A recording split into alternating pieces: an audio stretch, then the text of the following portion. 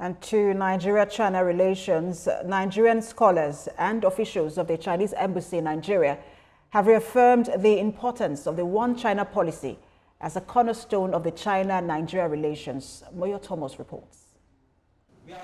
Nigerian scholars have reiterated the centrality of the One China policy to bilateral relations between Nigeria and China, stressing its role as the bedrock of diplomatic, economic and strategic cooperation. China also is warning against any move towards Taiwan's independence, calling it a serious threat to its sovereignty and regional peace. The Chinese embassy reaffirmed its expectation of Nigeria's continued support for the One China policy, which remains the foundation of diplomatic ties between Nigeria and China. The Chinese government and the people uphold the One China principle, resolutely oppose any conspiracies and aimed at splitting China, splitting the country and the nation, and firmly reject any attempts to create two Chinas, one China, one Taiwan, or pursue Taiwan independence. That's the first question I want to share that with you.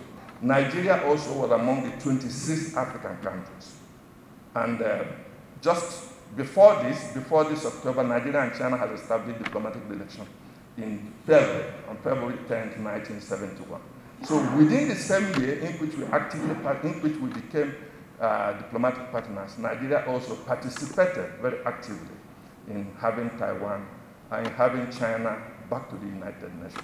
Taiwan should not be lured by any power to disrespect China or to carry out any form of secessionist movement. Because if it does this, it is repositioning itself to be like the Ukraine of Asia.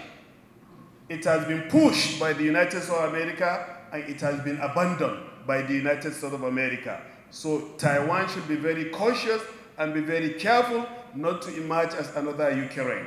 Other speakers called for continued dialogue and stronger people-to-people exchanges between Nigeria and China, while urging policymakers to stay committed to principles that uphold peace, sovereignty and mutual development.